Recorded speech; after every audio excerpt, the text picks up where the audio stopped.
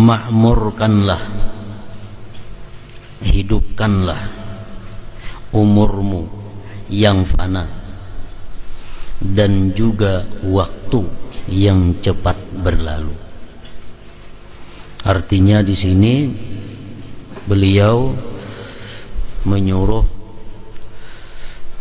kaum muslimin dan muslimat untuk menghidupkan waktu-waktu, menghidupkan umur dengan berbagai macam wirid ibadah.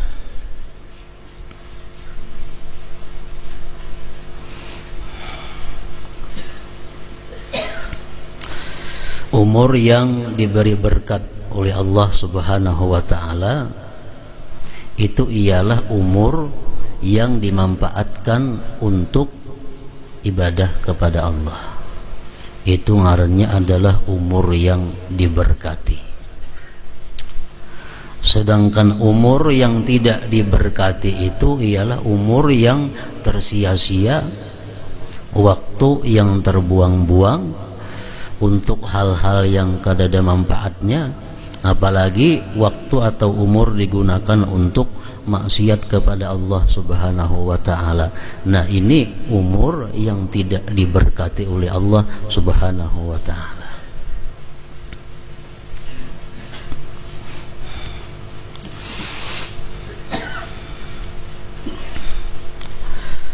Yahya bin Mu'adz, salah seorang aulia Allah, mengatakan, ujar Sidin, sepenglihatanku, sepengetahuanku, manusia itu ada beberapa macam golongan. Rajulun shaghalahu ma'aduhu an ma'asih. Ada golongan manusia yang sibuk, artinya yang menghabiskan waktunya untuk persiapan-persiapan hari akhirat, sehingga dia tidak sempat lagi mengurusi urusan-urusan yang sifatnya adalah duniawi. Nah, jadi artinya orang ini sebagian besar waktunya, 24 jam, sebagian besar waktunya digunakannya untuk ibadah, untuk hari kembali. Maka jasidin fahum minal faizin, maka mereka itu adalah orang-orang yang beruntung. Itu orang yang beruntung. Ada lagi kaumun syaghalahum ma'ashuhu an ma'adih. Ada lagi golongan manusia yang disibukkan oleh urusan kehidupannya sehingga melalaikan daripada urusan hari kembalinya. Artinya ada manusia-manusia yang menghabiskan waktunya dalam sehari semalam ini, menghabiskan umurnya untuk urusan-urusan kehidupan duniawi. Ini waktunya, pikirannya, umurnya tercurah untuk itu, sehingga kada sempat lagi inya mengerjakan ibadah amaliyah untuk persiapan hari kembali. Nah, fahum minal halikin, maka mereka itu adalah orang-orang yang sudah binasa, orang-orang yang sudah celaka. Kenapa? Karena dia akan kembali ke suatu tempat yang tidak dia siapkan sebelumnya. Ada golongan yang ketiga, wa qaumun yastaghilu bihima. Ada satu kelompok lagi yang bekerja kedua-duanya. Dia urusan akhirat dilakukannya, urusan amaliyah ibadah diperbuatnya, urusan kehidupan dunia pun dilakukannya. Nah, orang seperti ini fahum minal mukhatarin, mereka ini pun masih tergolong orang-orang yang dalam keadaan bahaya, masih dalam keadaan bahaya. Jadi apabila kita membagi waktu kita, membagi umur kita, separuh untuk urusan akhirat, separuh untuk urusan dunia, nah ini masih dalam keadaan bahaya, masih dalam keadaan bahaya. Nang beruntung cuma adalah satu orang yang menghabiskan umurnya itu kebanyakan dalam hal urusan akhirat, sedikit urusan dunia. Perkataan Yahya bin Mu'adz radhiyallahu anhu.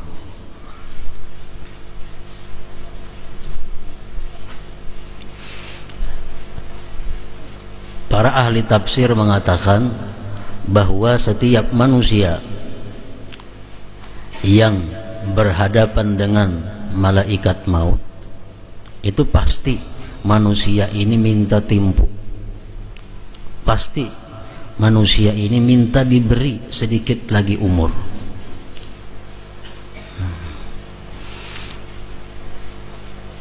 Sudah datang malaikat maut, sudah kita lihat malaikat maut hendak mencabut roh, maka manusia ini yang pertama-tama disesali adalah banyaknya waktu yang tersia-sia. Itu yang paling disesali. Banyaknya dahulu waktuku yang terbuang-buang. Nah sekarang sedetik pun minta waktu kada diberi waktu lagi. Laula akhartani ila ajalin qarib fa asaddaqa wa akum minas salihin.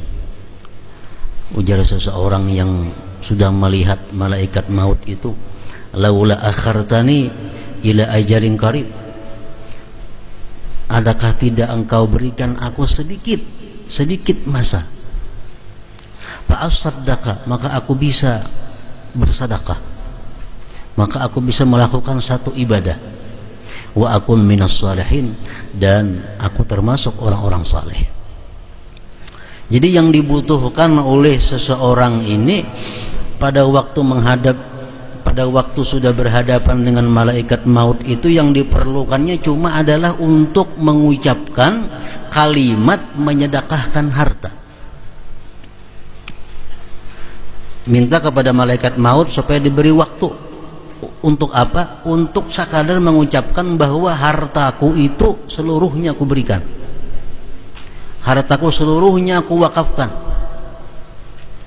Minta waktu berapa detik? Wala yu'akhirallahu nafsan idza jaa ajaluha. Allah tidak akan menunda sedikit pun umur yang sudah sampai batasnya. Allah kada akan memberi lagi. Jadi yang paling disesali dalam akhirat kaina adalah waktu yang terbuang sia-sia tanpa digunakan ibadah kepada Allah Subhanahu wa ta'ala.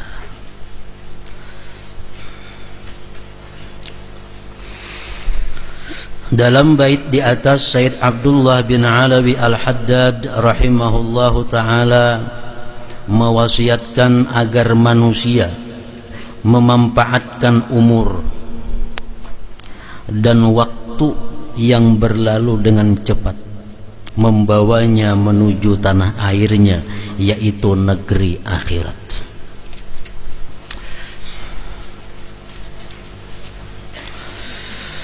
Memanfaatkan umur itu dengan melakukan ketaatan, amal saleh.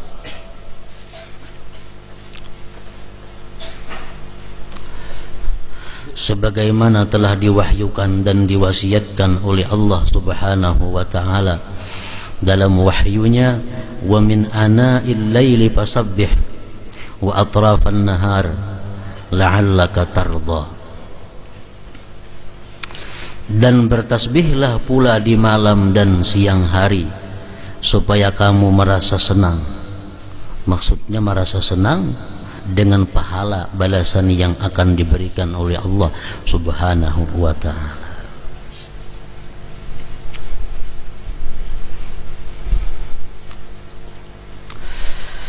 Sepanjang malam dan siang hari merupakan umur. Sebab umur adalah saat dan waktu yang telah berlalu. Itu ngarannya umur.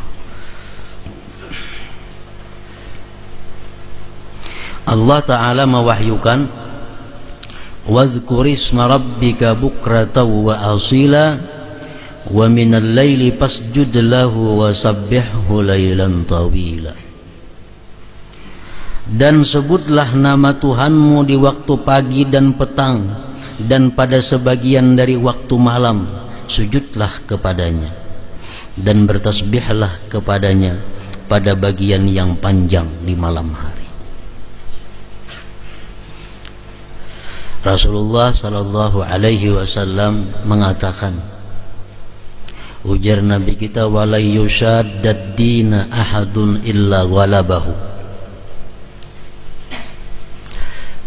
Tidak ada yang menentang akan agama ini, melainkan agama itu pasti mengalahkan dia. Maksudnya, kalau kita hendak mengamalkan semuaan amalan-amalan yang disuruh oleh agama, pasti kita kewalahan.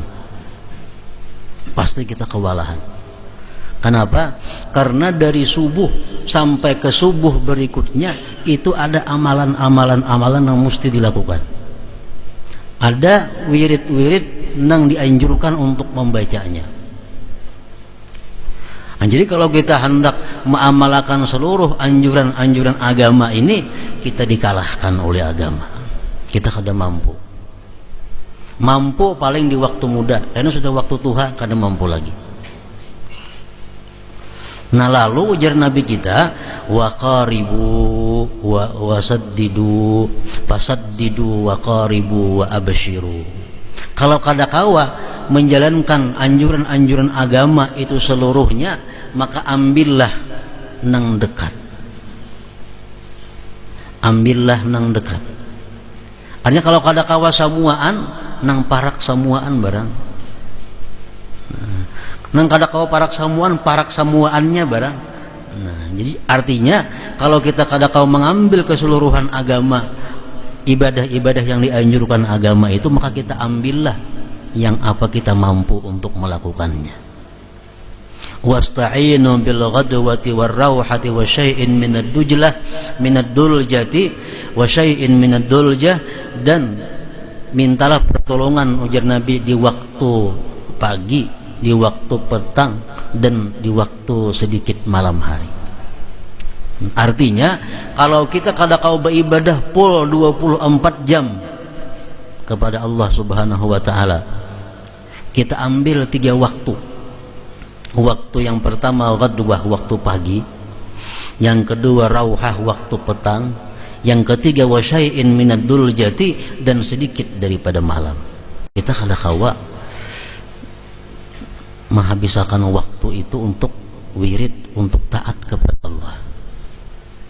Makanya banyak hadis-hadis daripada Rasulullah yang menyuruh kita membaca ini di waktu petang, baca ini di waktu pagi, baca ini di waktu malam.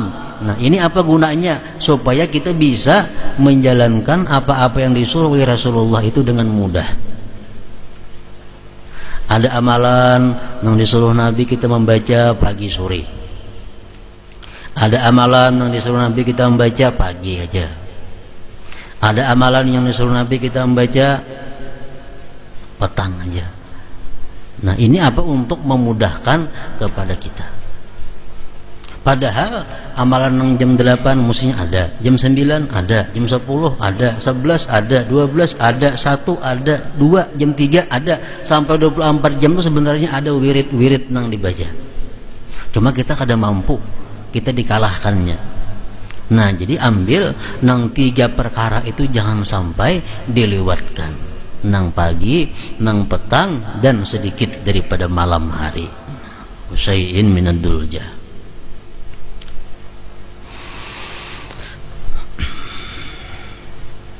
Ada hadis Rasulullah yang artinya, barang siapa ujar Nabi kita membaca a'udzubillahi samiil alim minasyaitonir rajim di awal ratibul atas tuh 3 kali, lalu akhir surah Hasyr 3 ayat, law anzalna hadzal Qur'an ala jabalin, itu sampai seterusnya. Barang siapa ujar Nabi membaca itu di waktu pagi, maka Allah menyerahkan kepadanya 70 malaikat, 70.000 malaikat. Nah, apa tugasnya malaikat yang 70.000 ini? yusalluna alaih, memintakan ampun kepada Allah terhadap orang yang membacanya. Dan andai kata dia pada hari itu mati, maka dia mati sebagai syahid. Nah, apabila dia di petang hari membaca demikian halnya, nah, untuk malamnya pun berlaku seperti yang siang tadi juga. Nah, makanya ini amalan Nabi kita memberi subuh, imbah asar atau imbah maghrib. Imbah asar termasuk petang, imbah maghrib termasuk juga. Jadi amalan yang dibaca sore jar itu boleh imbah maghrib, boleh imbah asar. Nah, jadi kalau kita membaca misalnya a'udzubillahi samil alim minasyaitonir rajim 3 kali, baca law anzalna sampai habis. Kita baca imbah asar atau imbah maghrib. Nah, kita diserahi oleh Allah malaikat 70.000 yang memintakan ampun kepada kita. Dan andai kita mati malam ini, kita mati sebagai syahid. Nah, jadi amalan-amalan yang seperti ini jangan dilewatkan lagi. Kenapa? Karena sudah kita kada kawan nang pul 24 jam nang di sini barang kawa. Nah, itu nang besukan lawan kamarian. Ada lagi amalan Rasulullah yang menyuruh kita membaca kamarian. Man qala hina yumsi, siapa yang berkata di waktu petang, raditu billahi rabba wa bil islami dina bi muhammadin nabiyya. Nah,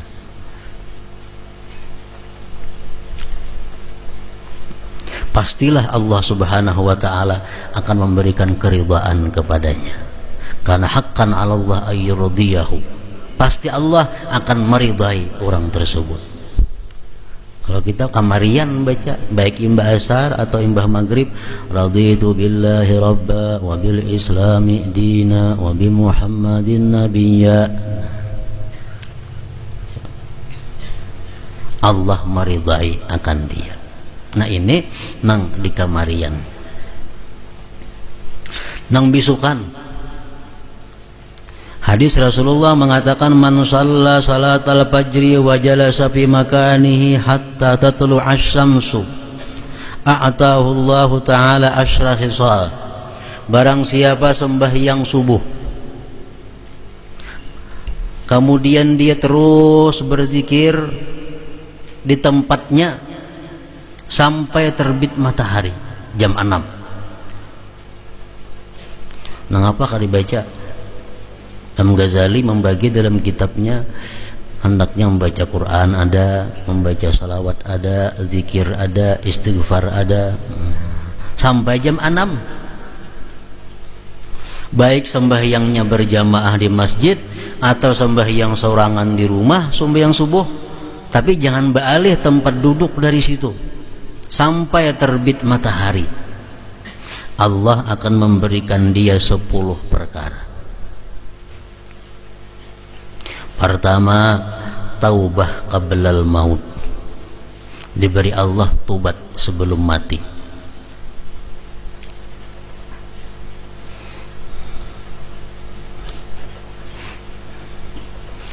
Wasaniha, yang kedua, ujar Nabi kita, barakatum bi rizqih, barakah pada rezekinya. Rezeki yang berberkah ini rezeki yang menolong kita untuk ibadah. Rezeki yang berberkah itu rezeki yang membawa kita kepada taat lawan Allah. Kalau rezeki yang membawa kita kepada maksiat, itu rezeki yang tidak diberkati oleh Allah. Yang kedua, barakatun fi rizqih, barakah rezekinya. Wasalisuha, yang ketiganya, salamatun fi badanihi, selamat pada badannya. Artinya kita kada akan karena penyakit-penyakit yang bisa mengurangi badan kita. Macam orang kena kusta itu kan mengurangi badan, ditatak, selamat daripada badannya. Warabi'uha, yang keempat, ujar Nabi, mahabbatun fi qulubil khalqi, kecintaan di hati makhluk. kepadanya. Yang keempat, mahabbatun bi qulubil khalqi. Wa khamisuha, yang kelima, yurfa'u anhu dhikul aish, diangkat daripadanya kesulitan hidup, kepicikan hidup. Wa sadisuha, yang keenam, yakhruju minad dunya bi kalimatil ikhlas, dia keluar daripada dunia artinya mati mengucapkan kalimat ikhlas, la ilaha illallah. Wasabi'uha, yang ketujuh, yuwassa'u qabruhu, diluaskan kuburnya. Wasaminuha, yang kedelapan, yu'ta kitabahu biyaminih, diberikan kitab catatan amal dengan tangan kanannya.